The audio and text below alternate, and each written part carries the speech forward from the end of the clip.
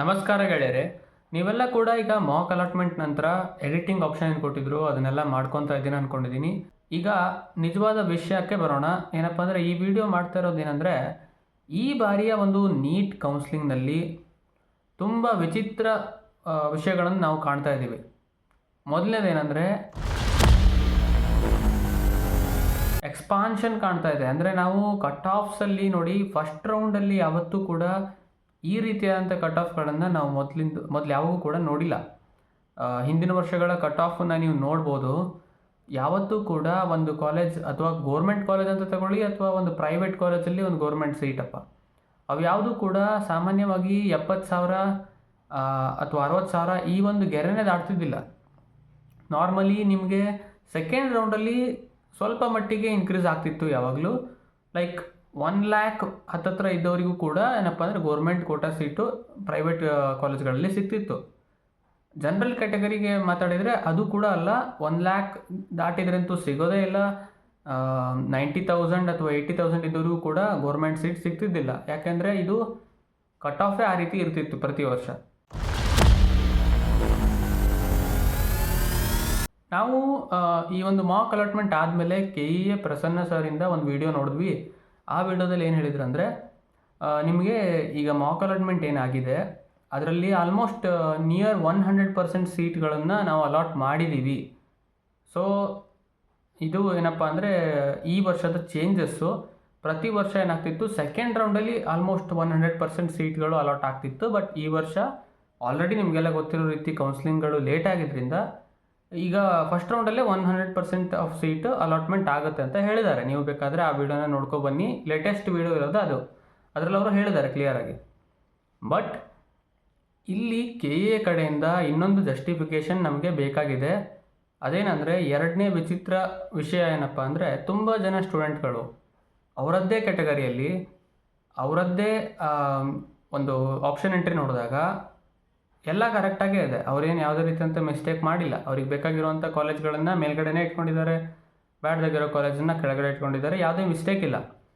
But rank ನೋಡಿದಾಗ ಅವರ ರ್ಯಾಂಕ್ಗಿಂತ ಜಾಸ್ತಿ ರ್ಯಾಂಕ್ ಇರೋರು ಅವರಿಗೆ ಲೆಕ್ಕದ ಪ್ರಕಾರ ಏನಪ್ಪ ಅಂದರೆ ಸಿಗಬಾರ್ದು. ಹೌದಾ, ಮೊದಲು ಇವ್ರಿಗೆ ಸೀಟ್ ಸಿಗಬೇಕು, ಆಮೇಲೆ ಇನ್ನೊಬ್ರಿಗೆ ಸಿಗಬೇಕು. ಬಟ್ ಆ ರೀತಿ ಆಗಿಲ್ಲ. ಸನ್ನಿವೇಶ ತುಂಬ ನೋಡಿದೆ ನಾನು ನಿನ್ನೆ ಮೊನ್ನೆಯಿಂದ. ಸೊ ತುಂಬ ಜನ ಸ್ಟೂಡೆಂಟ್ಗಳ ಒಂದು ಸೀಟ್ ಅಲಾಟ್ಮೆಂಟ್ ಏನಿದೆ ಅದು ತುಂಬ ವಿಚಿತ್ರವಾಗಿ ಕಾಣ್ತಾ ಇದೆ. ಕೆಲವೊಬ್ಬರಿಗೆ ಅವರದ್ದೇ ಕ್ಯಾಟಗರಿಯಲ್ಲಿ ಇನ್ನೊಬ್ಬವ ಕಡಿಮೆ ರ್ಯಾಂಕ್ ಇದ್ದವನಿಗೆ ಏನಪ್ಪ ಅಂದರೆ ಸೀಟ್ ಅಲಾಟ್ಮೆಂಟ್ ಆಗಿಲ್ಲ. ಬಟ್ ತುಂಬ ಜಾಸ್ತಿ ರ್ಯಾಂಕ್ ಇದ್ದವನಿಗೆ ಆಗಿದೆ. ಅಂದರೆ ನೋಡಿ, ಒಂದು ಎಕ್ಸಾಂಪಲ್ ಕೊಡ್ತೀನಿ. ಲೈಕ್ 80,000 ರ್ಯಾಂಕ್ ಇದ್ದವರಿಗೆ ಸೀಟ್ ಅಲಾಟ್ಮೆಂಟ್ ಆಗಿಲ್ಲ, ಬಟ್ 83,000 ಇದ್ದವರಿಗೆ ಸೀಟ್ ಅಲಾಟ್ಮೆಂಟ್ ಆಗಿದೆ. ಅಂದರೆ ಇದು ಯಾವ ರೀತಿಯಾದಂಥ ಲಾಜಿಕ್ಕು?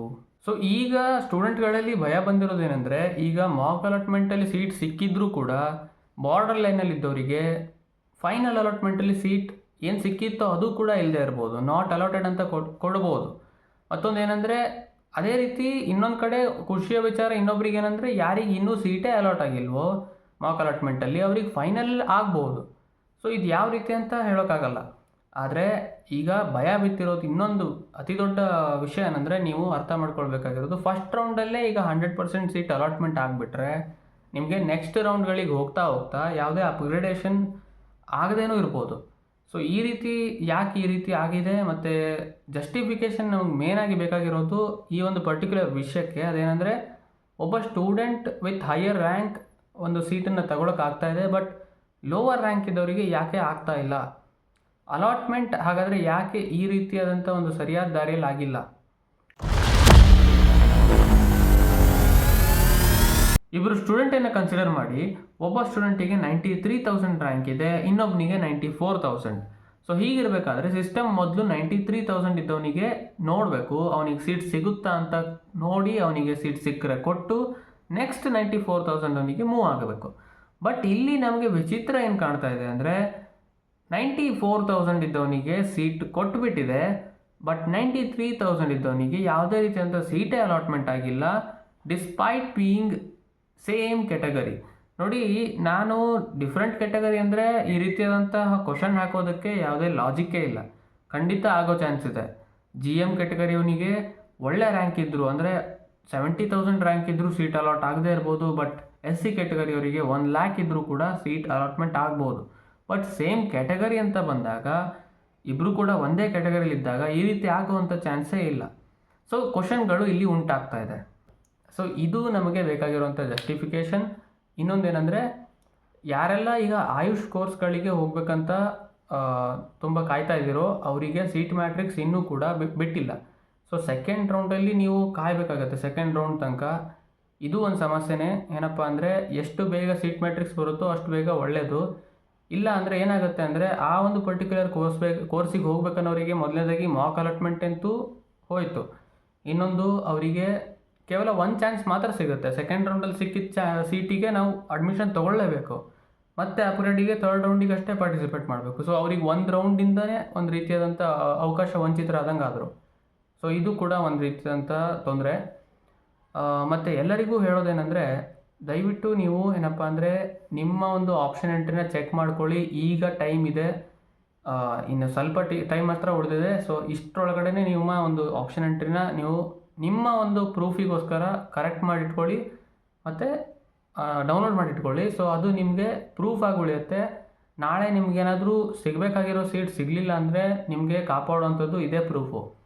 ಸೊ ದಯವಿಟ್ಟು ಏನಪ್ಪ ಅಂದರೆ ಅದನ್ನು ಡೌನ್ಲೋಡ್ ಮಾಡಿಟ್ಕೊಳ್ಳಿ. ಮತ್ತು ಮುಂದಿನ ವೀಡಿಯೋ ಜೊತೆಗೆ ನಾನು ಬರ್ತೀನಿ. ಆ ವಿಡಿಯೋದಲ್ಲಿ ಏನೇನು ಡಾಕ್ಯುಮೆಂಟ್ಗಳನ್ನು ನೀವು ರೆಡಿ ಮಾಡಿಟ್ಕೊಳ್ಬೇಕು ಕಾಲೇಜ್ ಸಿಗೋಕ್ಕಿಂತ ಮುಂಚೆ, ಅದನ್ನೆಲ್ಲ ನಾನು ಒಂದು ವೀಡಿಯೋದಲ್ಲಿ ಹಾಕ್ತಾಯಿದ್ದೀನಿ. ಸೊ ಚಾನಲ್ಗೆ ಸಬ್ಸ್ಕ್ರೈಬ್ ಮಾಡ್ಕೊಳ್ಳಿ ಮತ್ತು ಈ ಒಂದು ವೀಡಿಯೋನ ದಯವಿಟ್ಟು ಶೇರ್ ಮಾಡಿ ಮತ್ತು ಲೈಕ್ ಮಾಡಿ. ಸೊ KAದವರಿಗೂ ಕೂಡ ಈ ವಿಷಯಗಳು ಗೊತ್ತಾಗಲಿ, ಯಾಕೆ ಈ ರೀತಿಯಾದಂಥ ಒಂದಿಷ್ಟು ವಿಚಿತ್ರಗಳು ಆಗಿದ್ದಾವೆ ಈ ಒಂದು ಕೌನ್ಸಿಲಿಂಗ್ನಲ್ಲಿ ಅನ್ನೋದು.